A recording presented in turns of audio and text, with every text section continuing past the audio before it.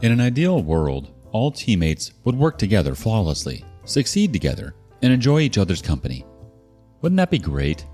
Some coworkers are a ray of sunshine. Others may make you want to scream. Today in our lounge, these coworkers make you want to rip your hair out. Up first, someone who likes to stir the pot. Ex-husband is angry that I am hot and moved on from him. In truth, life is amazing right now.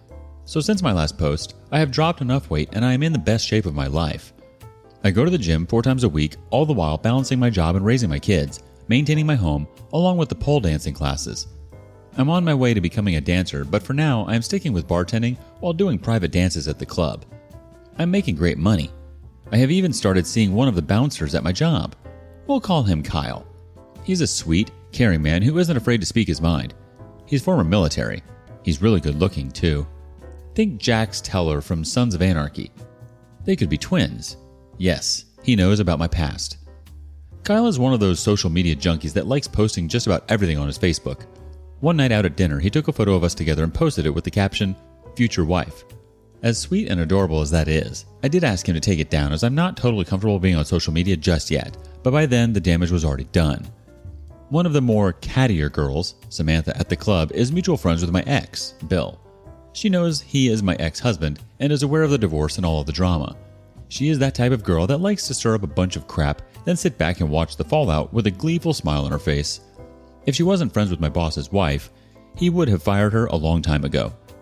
She routinely shows up late, gossips about everyone she works with, has drank herself into a stupor more than once and beaten up a client when he didn't pay her more than she thought she deserved. And that was all after I started working there a few months ago. She's incredibly toxic and most of us just avoid her. Long story short, she saved the picture and showed Bill and he went postal. Samantha came into work a couple days ago and informed me that Bill somehow found out about Kyle and he is really upset and has made threats to come by my job. As mad as I was, I told her I didn't care. She horribly feigned sympathy and wished me luck. I informed my boss and Kyle of what Samantha had said. They assured me they would keep a lookout and not to worry. Last night during my shift, I am behind the bar serving drinks like usual. Ever since Samantha told me Bill was making threats to come to my job, I have been overly nervous keeping one eye on the door at all times. Sure enough, he shows up with 2 of his equally douchey friends. It was almost comical how alike they looked. Slicked back hair, polos tucked into dress pants, blazers, and freaking sunglasses at night. I wanted to bury my head into the floor in shame for having seen anything in this man or considered him marriage material. I try to ignore him and go back to serving drinks. He notices me and makes a beeline for the bar with Thing 1 and Thing 2 following right behind him. This is when he is intercepted by my boss, Kyle, and one other bouncer, Greg. I couldn't hear the conversation between them over the music playing, but I could tell from their body language that things were getting heated. It began to draw a crowd pretty fast, and before I knew what happened, Kyle grabbed Bill up by his jacket and proceeded to usher Bill out the door, kicking and screaming while Greg and my boss escorted Thing 1 and 2 out after him. It was pretty anticlimactic, but I'm glad no one was hurt. Mostly. After work was finished, I asked Kyle what was said. He told me Bill was pissed that I couldn't bother to improve myself during our marriage and I had moved on and he wanted me back. When Kyle established that he was the man in my life, Bill called me a whore and a witch and some other colorful words. That was when Kyle grabbed him up and violently threw him out of the club onto his butt in the parking lot and said if he harassed me again, he would F him up. My effing hero. Thing 1 and 2 came out right after and helped Bill to his feet. They got in the car with their pride wounded and peeled out in the parking lot. I'm thankful the situation didn't escalate and so far, Bill hasn't tried showing up to my apartment. I'm hoping he takes Kyle's warning seriously. I'm happily moving on with my life. Of course it would be Samantha to do something like that. She stirs up crap because she's unhappy with her own life. Lives for the drama. The drama just distracts from her own BS.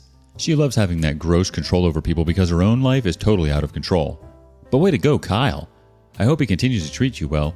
I think it's natural to not want those pictures up on social media, but I feel like that's a good sign. He's proud of you and the relationship you two share. I'm happy you are in a better place and you've found something you love and you're passionate about. That's all that matters. What are your thoughts? Meanwhile, up next, a guy who thinks he's the king of the castle until there's no castle left. The slow and steady fall of an entitled coworker. People and corporation names will be changed for personal and privacy reasons. For a quick context, I used to work for 5 years at a call center we will name Ultima Thule. Following my induction back in 2016, I was assigned to a campaign with codename Cube, which handles customer and tech support related to a driving app. I remember it because it was really badly managed. People were constantly rotated, and we had at least 4 managers until the end of Cube, which I will explain much later. On to the main story. It is January of 2017. I was assigned to a new work team after my first supervisor and some of my coworkers were fired due to some sketchy fraud. I only survived because I barely interacted with anybody, even my supervisor. Shortly after starting with this new team, I hit it off with 3 coworkers we will name Carl, Andre, and Brianda. As the 4 of us were together, I see that along came a 5th coworker, about 10 years older than us and looking like Golem. We'll call him Frank. I've seen him around, interacting with my then supervisor until his firing, but he was none of my business at the time. When Frank came to us, he came with an arrogant attitude, demanding us to shut up and to continue doing our respective jobs. I looked at Frank in disgust as I talked my mind. Who do you think you are? He then comes to me, looks me dead in the eye, and says, "You? I know your team was kicked for committing fraud. You do as I say or I'll have HR take you out." I was like, what the F? He is threatening me for no reason and I didn't tell him anything. Frank then leaves while looking at Carl as if he stepped on a dog's fresh turd. Following the whole ordeal, Carl messaged me through HipChat and asked me of what happened with my team. I told him that my team was sacked because of some fraudulent activity regarding the use of that certain app. He then replies that some guys of his team were also kicked out for the same reason and that he was looking at him in disgust because Carl is gay. Andre then joins the conversation and adds that since he became floor support, Frank has been on the power trip and demanding everybody to pretty much work like robots. Lastly, Brianda joins and mentions that not only he does this to their team, but also barges into the other teams, terrorizing them into silence. Carl then carries on and adds that people tried to report him with their supervisor and even HR, but they were unsuccessful because they were all playing favorites with him. We've continued working and chatting in the meantime. Then, come March 2017, Bruce, then operations manager, resigned, and Michael, an operations manager from another campaign, took over. A lot of changes came along with his advent, and as a result, our team was split up. I was assigned to another team and Frank was changed to morning shift. Ergo, I wouldn't have to put up with his attitude for the time being. Fast forward to early 2018. New changes came within the campaign and you know what it means. Team changes, staff and shift rotation, and the arrival of a new manager, Denise. By this time, both Brianda and Andre were no longer employees of Ultima Thule. I was teamed up with Carl again, and newcomers Victoria, Astrid, and Gunther were assigned to our crew. But terror also came back with the return of Frank to our shift. It turns out that the new manager got word that Frank has already been doing his thing with the morning shift, and she was not having it. Because of this, on orders from Denise, Frank was demoted to CS agent, returned to the afternoon shift, and was assigned to our team as the only one available for him. Even in his new role, Frank was still behaving like the entitled a-hole I first met back in 2017. But this time, he has become more vindictive and apathetic. Anyhow, he got along with Gunther and their reign of terror continued, at least in our team. Victoria was the only one of us who was on civil terms with Frank at the time, while Astrid worked with him since they were together in the morning shift. During this period, things took a turn for the worse when Victoria was appointed as a new member of floor support. Every time Victoria was trying to do her job, Frank would continue to upstage her, using his longtime knowledge as his excuse. Actually, he would do the same with all the other team leaders. One of these days, I was in a bad mood following a dispute with my supervisor over an unpaid day of work. The final straw came when I returned from lunch and witnessed how Frank called Victoria a useless peasant. This is when I snapped and yelled at him to shut the F up and all the times he made his workplace hell. And if it weren't because he got all of the staff eating on the palm of his hand, I would have personally put you out of your misery. My supervisor saw this, broke the dispute, and Victoria, Frank, and me were called to HR to testify on what happened. Expecting the worst as Frank was still friends with the HR staff, I was eventually called and Denise was there, alongside the HR representative who took the case. After having Frank and Victoria give their versions of the entire incident, and Frank trying to convince them to fire me, I gave my version of what happened. Denise also brought some video evidence that Frank was the jerk here. Both Denise and the HR representative eventually let me go with only a verbal warning on foul language, while Victoria demoted herself to CS agent because of the trauma she suffered. Frank was eventually suspended for a week and sent to the graveyard shift, to which Gunther followed suit. The rest of the period was peaceful for the most part. Fast forward to March of 2020. Me, Carl, and Astrid were still in the fold, but Victoria eventually quit. Frank and Gunther were changed to the afternoon shift again. At this time, we were all little to no contact with them because of all the BS Frank put us through. It goes without saying that the COVID-19 pandemic already hit and we were all on the process of going home office, which means we wouldn't have to have any contact with Frank at all. Time had passed and we were successfully settled into our respective houses. The only contact we would have would be between our team, our supervisor, and our floor supports. But this didn't last much longer, as in June 1st, we received a link for a Microsoft Teams meeting. To keep it short, we were informed that, because of the multiple complications the pandemic has put the campaign through, the client who connected the company with Ultima Thule decided to put an end to Cube. I was offered to continue working in another campaign and actually accepted, but Carl, Gunther, Astrid, and Frank were all dismissed and lost their jobs. And now, November 2022, for the final time skip. I stopped working at Ultima Thule since June of 2021 to join another company.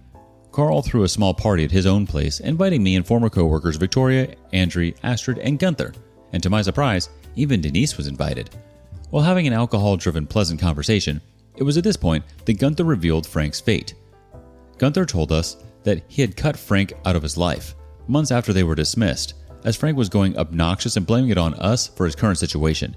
He also revealed that Frank had been unable to find another job, unable to continue paying rent, and he was eventually evicted. So Frank is now homeless. That was the last time we ever knew about him. I don't feel bad about his fate, but I don't feel like rejoicing either. In the end, the only victim here was Frank, who did all of this to himself. The community has some opinions. UG starts us off. Well, I guess his axe finally fell. Too bad it took as long as it did and he fell as far as he did, but sheesh. You guys put up with a lot of BS that should have been nipped in the butt ages before, had it not been he was in HR's pocket, it sounds like. Can't believe this is true, thinks. Some make their bed, so they get to sleep in it. COVID and lockdown brought a lot of hidden things to light, one being the large percentage of criminals in our society. When face masks were required, they were so happy because that's how they dressed for work anyway, while they robbed, stole, broke in, attacked people, etc. Now the Karens, narcissists, sociopaths, and other abusive personalities have been coming out of the woodwork in dark shadows. They were there before, but they have, of late, decided not to masquerade as good citizens anymore and just let it all hang out. It has become easier to tell the sheep from the goats, and now the big day approaches. Comeuppances are in order. Soon all we'll see as judgments are given. Nobody will feel sorry for the bad ones. They have had plenty of time to get straight and do right. They just don't want to.